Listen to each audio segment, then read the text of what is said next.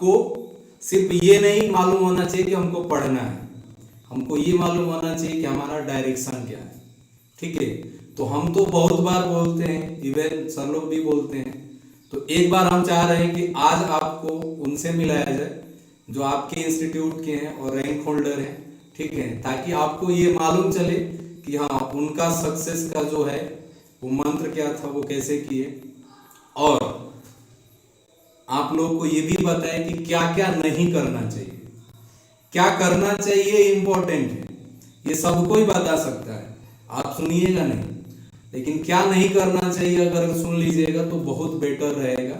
ठीक है, आपके लिए, क्योंकि क्या करना है लाखों लोग बताते हैं कि बाबू पढ़ना है, कैसे पढ़ना है हम तो बताते हैं, हमारा काम है, आप लोग नहीं मानते, तो थोड़ा अपने भाई बहन से सुन लीजिए।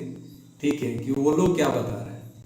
ठीक है, तो ऋतुजा पाटिल जो अपनी रैंक होल्डर है, आइए, तो इनसे आप जो पूछना चाहते हैं कमेंट भी करके पूछ सकते हैं, और फिलहाल ये आपको बताएंगी कि कैसे पढ़ना है। ठीक है, और कैसे रैंक लाना है, ताकि जेई का, नीट का, जो भी है, जो भी नीट वाले भी अगर कोई बच्चे होंगे तो उनके लिए भी बता सकती है। केमिस्ट्री कैसे पढ़ना है, मैथ्स कैसे पढ़ना है, थोड़ा केमिस्ट्री के बारे में बताना जरूर। ठीक है, तो स्पेशली केमिस्ट्री इसलिए मेंशन कर रहे हैं क्योंकि हमको मालूम है कि इंटरेस्ट वाला फैक्टर जो है वो लोग केमिस्ट्री में ऐड कर देते हैं। वीडियो ये रिकॉर्डेड है, मिल जाएगा। ठीक है, तो आपको जो डाउट है वो भी कमेंट करिए, मालूम चलेगा, बताएंगे। तो सबसे पहले कि रैंक भी अपना बताएंगे, आपको कितना रैंक आया, कितना परसेंटाइल आया। ठीक है, नाम तो आप सब जानते ही हैं क्योंकि आप ही के बैचमेंट है, मतलब सीनियर है, तो हम पूरा टाइम इन्हीं को देते हैं, जितना मिनट बोलना है बोलेंगे, आप लोग सुनिए और जो पूछना है पूछिए। ठीक है, क्योंकि ये लास्ट इंटरेक्शन होगा, क्योंकि इस कोविड सेशन में फिर शायद ना मिल पाए। ठीक है, तो आप जो कुछ पूछना चाहते हैं पूछिए, कमेंट करिए और बताइए, वो बताएंगे। चलिए आप। हाय, हेलो, मेरा नाम ऋतुजा पाटील आहे. आपको मराठी सांगा. चलतं. माझं नाव ऋतुजा पाटील. मी भुदरगडमधलीच आहे. दिंडेवाडी इथं गाव आहे, भुदरगडच्या पायथ्याला आमचं. आणि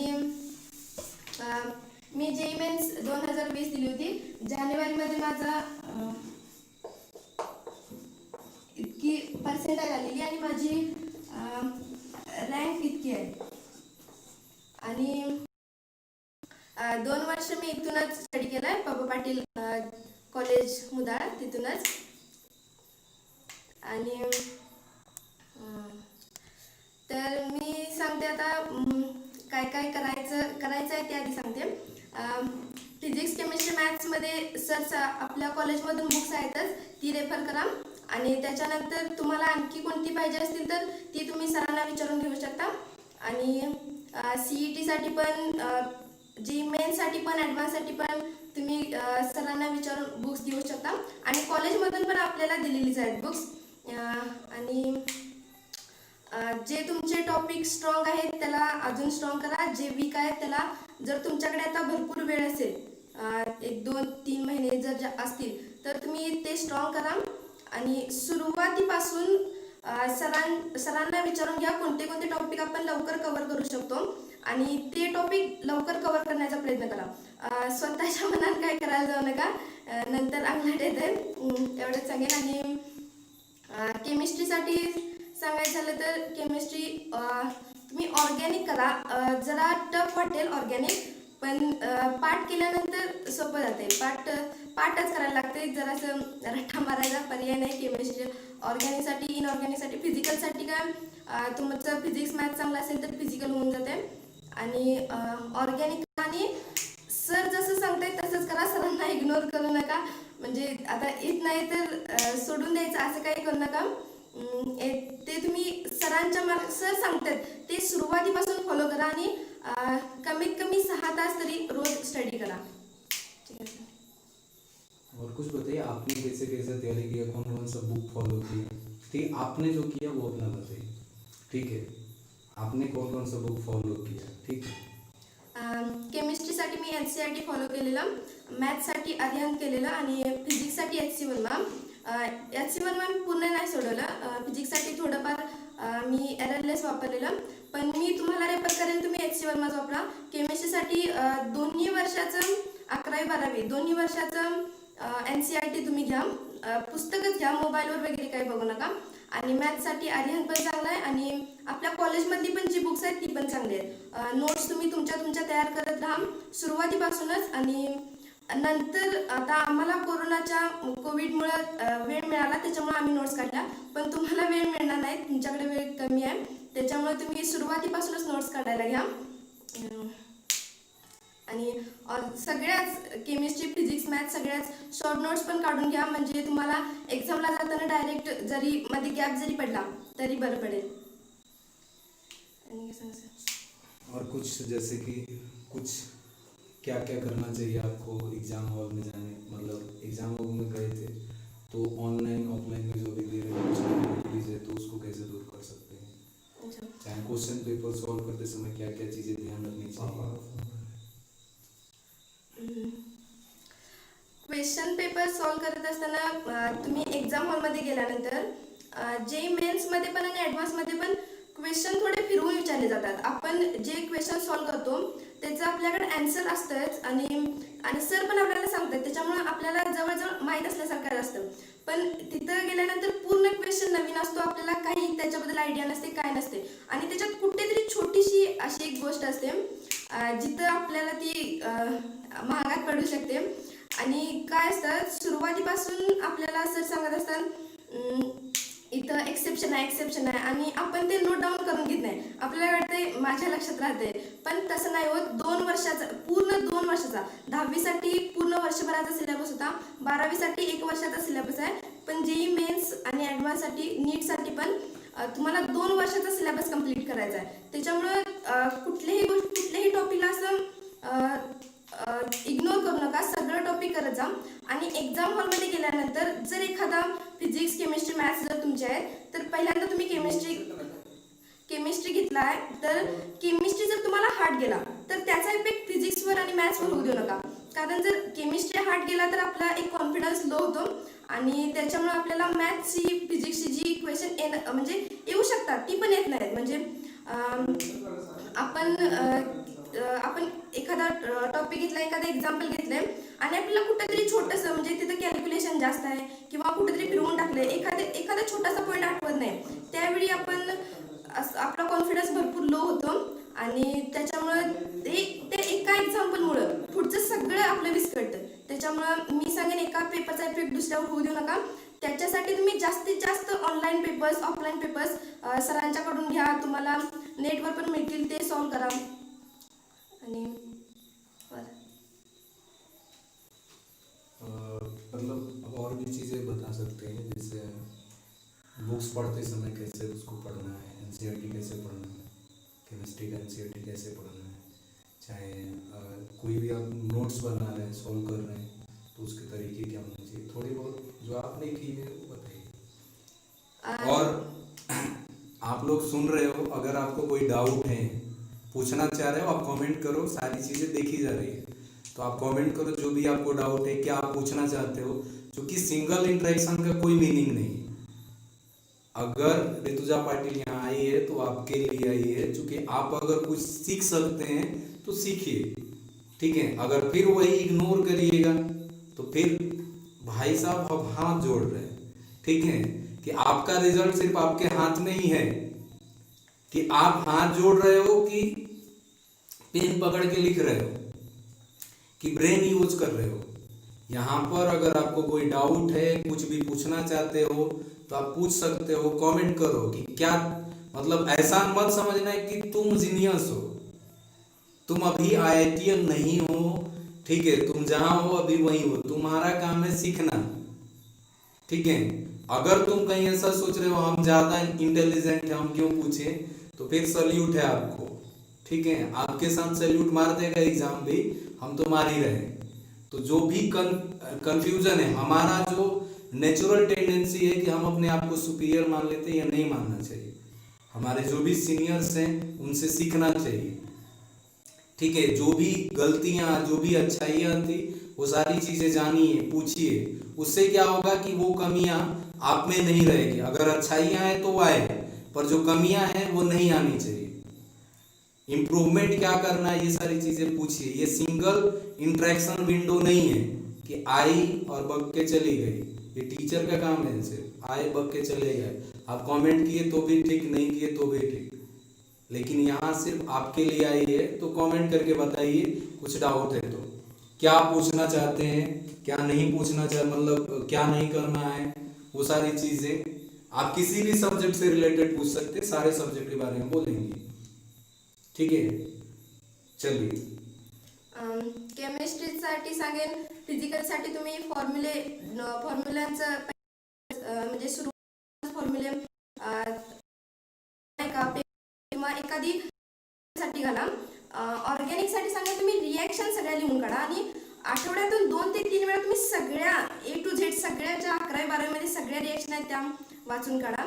तुम्हाला एक्झामला जाईपर्यंत त्या पाठच व्हायला पाहिजेत. आणि एक मेन असतं तिथं सिंगल बॉन्ड कुठं आहे, डबल बॉन्ड कुठं आहे हे आपल्या लक्षात राहत नाही. कुठं लोन पेअर आहे, काय रेझोनन्स करताना किंवा कुठं लोन पेअर वगैरे कुठं आहे ते आपल्याला आता आपल्याला बघताना वाटतं आपल्याला येतंय, पण ज्यावेळी आपण क्वेश्चन सॉल्व्ह करायला घेतो आणि आपल्याकडे वही पेन वगैरे काय म्हणजे आपलं जे आपलं नोट्स काढलेले आहेत ते काहीच नसतं, त्यावेळी आपल्याला काहीच आठवत नाही.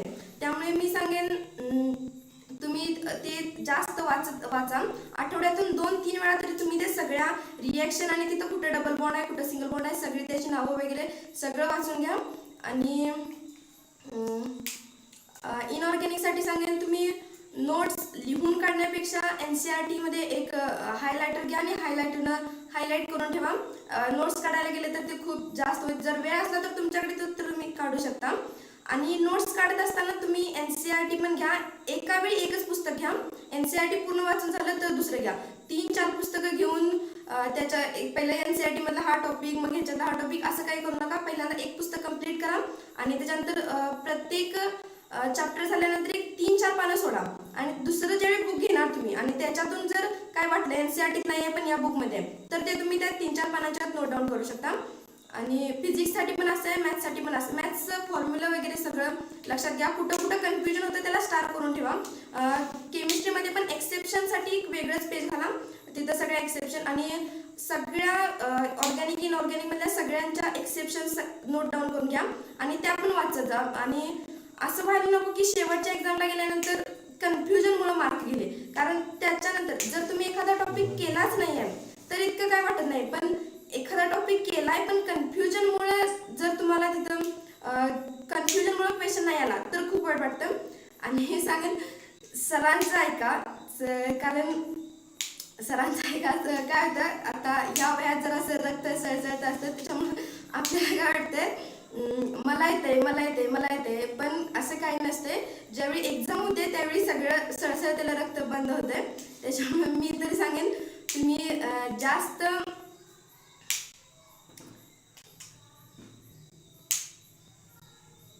सरांचं ऐका. आणि सर जसं सरांचं प्रत्येक वेळी मार्गदर्शन घ्यायचं की सर आता माझं इथंपर्यंत आले आणि मी पुढं काय करू. आणि असं म्हणू नका की आता मी सरांच्याकडे कशी जाईल. तुमचं तुम्हाला करायचं आहे, भविष्य तुमचं आहे. तुम्ही हा जात नाही, तो जात नाही, आमच्या वर्गातलं कोणीच जात नाही असं काही करू नका. तुम्ही तुमच्यापासून स्टार्ट करा. कदाचित कोणीतरी सगळीच अशी म्हणत असतील तर तुम्ही तुमच्यापासून स्टार्ट करा. सगळं वर्ग तुम्हाला फॉलो करेल. त्याच्यामुळे तुम्ही कोण जाते कोण नाही याची काही माहिती घेऊ नका. याचं काही तुमच्यावर इफेक्ट होऊ देऊ नका.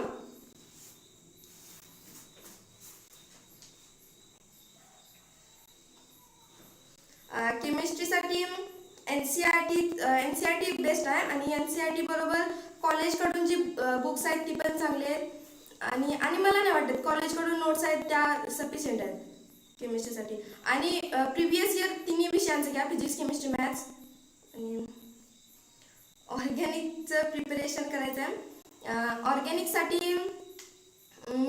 तेच सांगेन मी, तुम्ही सगळ्या रिॲक्शन लिहून काढा. सगळं काही लिहित बसू नका, फक्त रिॲक्शन लिहून काढा आणि हाईलाइट सगळं करून ठेवा तिथं. ऑर्गेनिक में जो भी नोट्स हम बताए हुए हैं, ठीक है, और जो भी हम आपको दिए हैं, ठीक है, जो पढ़ाए हैं, अगर आप 100% लिख लेते हो तो एक भी रिएक्शन उसके यूज से बाहर से नहीं आएगा. हाँ, डायरेक्ट कॉपी नहीं होते ऑर्गेनिक में, पर उसके अंदर जो फॉर्मूले हैं, जो भी एक्सेप्शंस पर कराए जाते हैं कि इसमें ऐसा होता है, उसमें इस केस में ऐसा होता है, अगर आप नोट्स बना रहे हो तो ही होगा। बाकी आप कोई भी बुक ऑर्गेनिक का ले लोगे 100% इन आउट कम, मतलब कुछ चीजें इन सिलेबस रहेगी, कुछ आउट ऑफ सिलेबस रहेगी, वो आपको नहीं पढ़ना है, सारी चीजें रहेगी। तो जो पढ़ना है ऑर्गेनिक में, ऑर्गेनिक क्या है, प्योर एनसीईआरटी से नहीं कर सकते, ठीक है। इसलिए जो पढ़ाया जाता है एक एक चीज नोमेनक्लेचर से लेके आपके पॉलीमर बायोमोलेक्यूल तक जो क्लास में लिख दिया गया वो रामबाण है, ठीक है।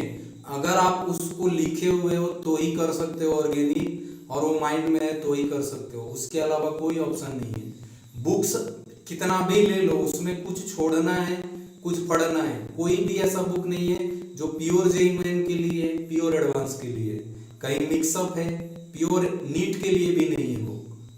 क्योंकि ऑर्गेनिक में ऐसा है ही नहीं कि कितना छोड़े कितना पढ़े, वो हम लोग डिसाइड करते हैं कि इतना बच्चों को समझना आएगा, इतना वो करेंगे, ठीक है।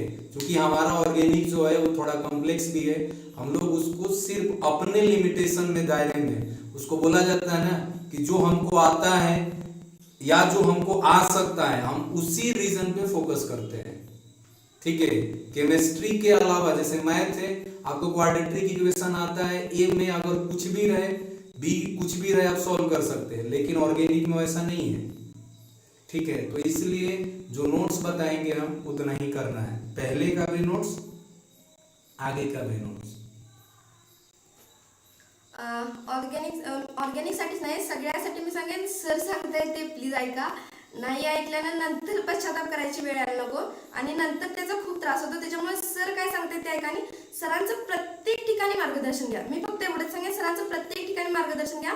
तुम्हाला कुठेच कमी पडणार नाही, कारण सगळं आता फिजिक्स केमिस्ट्री मॅथ सगळे IIT NIT चे सर आहेत, त्यांना एक्सपिरियन्स आहे, त्यांनी तो अभ्यास पण केलाय, त्या IIT NIT शिकून आले ते आणि तुम्हाला शिकवले, त्यामुळे त्यांना सगळा एक्सपिरियन्स आहे. मी सांगेन तुम्हाला, तुम्ही प्रत्येक ठिकाणी प्रत्येक स्टेपला सरांचं मार्गदर्शन घ्या. आणि फिजिक्सच्या न्यूमरिकलसाठी, फिजिक्सचे न्यूमरिकल आपण सॉल्व करतो तसंच, फक्त तिथे ऑप्शन नसतात. न्यूमरिकल काय आपल्याला क्वेश्चन पेपरचे 20 क्वेश्चन आपल्याला असं येणार आहेत, मल्टिपल चॉईस, त्याच्यात पण आन्सर असतातच की, त्याच्यामुळं न्यूमरिकल अशी वेगळी तयारी अशी काही नाही आहे, फक्त आन्सर कसं टाईप करायचं आहे ते शिकून घ्या. आणि ऑनलाईन एक्झाम ज्या होणार आहेत त्या आता जास्त 360 मार्क्सच्याच आहेत, त्याच्यामुळं तुम्ही त्या घेऊ नका, कारण त्याच्यात तुम्हाला न्यूमरिकल आन्सर कसं टाईप करायचं ते नाही समजणार. तुम्ही ऑनलाईन एक्झाम ज्या देणार आहे त्या 300 मार्क्सच्याच द्या, त्याच्यामुळे तुम्हाला तिथं न्यूमरिकल टाईप कसं करायचं आहे ते कळेल. आणि तुम्ही न्यूमरिकल ॲडव्हान्सची जी न्यूमरिकल आहे ती जरी सॉल्व केली तरी चालतील. आणि प्रिव्हियस इयर क्वेश्चनमध्ये ॲडव्हान्सची न्यूमरिकल्स जी पहिल्या वर्षांची आहेत, म्हणजे जी 3-4 मार्कपर्यंतची न्यूमरिकल्स आहेत, ती सॉल्व केली तरी ती ॲडव्हान्ससाठी पण मेनसाठी सफिशियंट आहे. अच्छा, ये जेईई एडवांस का क्वेश्चन पेपर आप पहले बनाते हैं तो उसका क्या फ़ायदा है जेईई मेन के एग्जाम, मतलब जेईई एडवांस का प्रीवियस ईयर का क्वेश्चन अगर पहले बनाते हैं तो उसका क्या बेनिफिट दिखता है आपको जेईई मेन एग्जाम में? जेईई ॲडव्हान्स तसं मेन्सपेक्षा हाय लेवलचंच आहे आणि तिथे क्वेश्चन्स पण हाय लेवलचे येतात. तिथं प्रत्येक सब्जेक्टमध्ये फिजिक्स केमिस्ट्री मॅथ्स 18 आणि 3 तास तुम्हाला वेळ असतो. पण मेन्समध्ये बघायला गेले तर 25 आणि 3 तास वेळ. ॲडव्हान्सचे 2 पेपर असतात, 3 तासाचे 2, आणि 18 असे, पहिल्या पेपरमध्ये 18, दुसऱ्या पेपरमध्ये 18 असे क्वेश्चन असतात. आणि ॲडव्हान्स पेपर सॉल्व केलं तर ते चांगलंच आहे ना, म्हणजे आपली हाय लेवलची तयारी होते आणि आपल्याला हे गाठायचं आहे, पण आपली इथली तयारी होते तर चांगलंच आहे. मग तुम्ही हाय लेवलचे क्वेश्चन पेपर सॉल्व केले तर तुम्हाला त्या लेवलचं नॉलेज आहे, त्या लेवलचं नॉलेज मिळते ना, त्याच्यामुळे तुम्ही त्याच्या खालचे तरी क्वेश्चन्स आपोआप सॉल्व करू शकता. त्याच्यामुळे ॲडव्हान्सचं पेपर सॉल्व केले तरी रिपीट होता है क्या जेईई एडवांस का जेईई एडवांस का हाँ होता है कभी कभी. जेईई एडवांस का करते हैं तो स्पेशली केमिस्ट्री में रिपीट भी होता है. हाँ, केमिस्ट्रीत रिपीट होतं ॲडव्हान्सचे क्वेश्चन्स. आणि जे प्रिव्हियस इयर पहिल्यांदा जे IITचा पेपर होता त्याचे पण क्वेश्चन्स रिपीट होतात. त्याच्यामुळे प्रिव्हियस इयर तुम्ही क्वेश्चन करा. मॅथ्समध्ये पण आणि मेन्समध्ये रिपीट होतातच. ॲडव्हान्समध्ये कोणताही क्वेश्चन रिपीट नाही होत, पण मेन्समध्ये तुम्हाला फिजिक्स, केमिस्ट्री, मॅथ्स तिन्हीचे क्वेश्चन रिपीट होतात. तुम्हाला पूर्ण क्वेश्चन पेपरमध्ये 1-2 तरी क्वेश्चन रिपीट झालेलेच मिळतील. त्याच्यामुळे तुम्ही प्रिव्हियस इयर कराच असं माझं मत आहे. जेईई मेन आसान है कि जेईई मेन 1 आसान है कि 2 आसान है? फर्स्ट पहिलाच आसन तो आहे, उसको थोड़ा सोपा है. एक्सप्लेन करो अच्छे से कि जेईई मेन 1 आसान है कि 2 आसान है. हम धीरे से बोल रहे हैं, आप अच्छे से बोलो. जेईई मेन पहिला अटेम्प्ट सोपा आहे माझ्या मते. कारण माझा म्हणजे मी ये पूरा ओवरऑल रहा, ठीक है, कि लगभग 50 नंबर ज्यादा लाना पड़ रहा है सेम परसेंटेज लाने के लिए. हा, ते तर खरंच आहे. तुम्हाला जेईई मेन्स पहिल्या अटेम्प्ट मध्ये जर तुम्ही कमी स्कोर जरी केला तरी तुम्हाला चांगली पर्सेंटाईल येऊ शकते. पण जेईई मेन्स सेकंडसाठी तुम्हाला जास्त स्कोर करावा लागेल, त्याच्यासाठी जास्त अभ्यास पण करायला लागेल. जेईई मेन्स फर्स्टचे पेपर असतात ते सोपे असतात क्वेश्चन्स, आणि सेकंडचे असतात ते जरा अवघड टफ असतात. त्याच्यामुळे तुम्ही फर्स्टला तुम्ही कराच, म्हणजे तुमची फर्स्टलाच NIT फिक्स झाली पाहिजे आणि तुमचं क्वालिफाय पण झालं पाहिजे. त्याच्यामुळे तुम्ही डायरेक्ट ॲडव्हान्सची तयारी करू शकता. जेईई मेन्स सेकंडची तयारी करायला तुम्हाला लागू नये. तुम्ही फर्स्टसाठीच पूर्ण ट्राय करा आणि फर्स्टमध्येच तुमचं होऊन जाऊ दे, इतकी तयारी करा. माझा स्ट्रॉंग सब्जेक्ट मॅथ्स राहिलेला तसा. पण मॅथ्सचं कसं होतं, मला सरांनी सांगितलेलं हे 11वीत पण सांगितलेलं, जे आधीचे सर होते त्यांनी. 12वीत आल्यानंतर यांनी पण सांगितलेलं मला मॅथ्स चांगला आहे तर स्ट्रॉंगच असू देत, पण केमिस्ट्री सोपा आहे आणि केमिस्ट्रीकडे जास्त लक्ष दे म्हणून. आणि केमिस्ट्री नंतर फिजिक्स आणि नंतर मग मॅथ्स असा आपला क्रम असू देत म्हणून. पण मी ऐकायला नाही ते. म्हणजे मला वाटायचं माझं मॅथ्स चांगला आहे तर मी मॅथ्स 100% करणार होतं मॅथ्स. पण काय होतं, एक्झाम हॉलमध्ये गेल्यानंतर तिथलं एक्झाम हॉलमध्ये गेल्यानंतर ज्यावेळी आपल्याला स्क्रीनवर पेपर दिसतो, पूर्ण नवीन पेपर असतो आणि आपण पहिल्यांदा केमिस्ट्री घेतो, केमिस्ट्री नंतर फिजिक्स आणि मग मॅथ्स घेतो. आपल्याला काय होतं, मॅथ्सचा जर एखादा क्वेश्चन नाही आला तर आपला पूर्ण कॉन्फिडन्सच तिथे जातो आणि मॅथ्स सॉल्व्ह करायला पण तुम्हाला जास्त वेळ लागतो. तुम्ही मॅथ्सचा 100/100 काढू शकता, पण तुम्हाला वेळ जास्त लागेल. केमिस्ट्रीमध्ये कसं आहे, तुम्ही अर्ध्या तासात जवळजवळ तुमचा सगळा पेपर सॉल्व्ह करून होते. फिजिक्ससाठी तुम्हाला एक पाऊण ते 1 तास लागेल. फिजिक्ससाठी डोकं लढवावं लागतं जास्त. मॅथ्समध्ये कॅल्क्युलेशन असतं. कॅल्क्युलेशन करायला तुम्हाला थोडा विचार पण करावा लागतो. कॅल्क्युलेट करायचं आहे सगळं, आणि तुम्हाला सगळं लिहायचं आहे, कॅल्क्युलेट करायचं आहे, आन्सर मॅच करायचा आहे, क्वेश्चन पहिल्यांदा समजून घ्यायचा आहे. हे पण जास्त मॅटर करतं. त्याच्यामुळे तुम्ही माझ्यामध्ये केमिस्ट्रीचा जास्त स्टडी करा, फिजिक्सचा करा आणि मग मॅथ्स करा. तुमचा जर मॅथ्स स्ट्रॉंग आहे तर तुम्ही स्ट्रॉंगच राहू द्या. पण जे तुम्हाला लवकर जमतं, म्हणजे जे तुम्ही जास्त लगेच आन्सर काढू शकता, तेच तुम्ही मॅथ्सला जास्त मॅथ्समधले तेच टॉपिक स्ट्रॉंग करा आणि केमिस्ट्री स्ट्रॉंग करा. कारण केमिस्ट्री तुम्ही अर्धा तासात सगळा केमिस्ट्रीचा पेपर कव्हर करू शकता मेन्सचा. आणि ॲडव्हान्सला पण केमिस्ट्रीला इतका वेळ नाही लागत. केमिस्ट्री जे फिजिकल आहे तेच सॉल्व्ह करायला वेळ लागतो. तुम्ही ऑर्गॅनिक करा, इनऑर्गॅनिक करा, तुम्ही क्वेश्चन बघून आन्सर सांगू शकता. और केमिस्ट्री जो है, अगर हम बात करें कि सेम परसेंटेज लाना है, ठीक है, तो सेम परसेंटेज लाना है, मान लो कि 98% लाना है, ठीक है, तो जितना अगर मैथ में आप लाते हो, मतलब मान लो कि 98% आपका आ रहा है, कितना परसेंट पे आया 98, कितना मार्क्स पे? उससे 30-40 ज्यादा मार्क्स. तो अगर मैथ 157. पिछली बार मैथ में कितना मार्क्स था? 98 था ना मैथ में? परसेंटेज आपका कितना परसेंट था? मार्क्स कितना था? मार्क्स मेरा 68 था. हाँ, तो अगर मैथ में आप 68 ला रहे हैं, 70 ला रहे हैं, तो आपका परसेंटाइल 98 होगा. ठीक है, ये 99 के ऊपर जाना चाहिए. ठीक है, कंफर्म है 90 जाना चाह रहे हैं तो. ठीक है, दूसरा चीज, अगर आप 99 लाना चाह रहे हैं यानी मैथ में 80 के ऊपर होना चाहिए. दूसरा चीज, सेम अगर केमिस्ट्री में आप 99 लाना चाह रहे हैं, तो अगर मैथ में 80 लाना है तो केमिस्ट्री में 90 लाना पड़ेगा.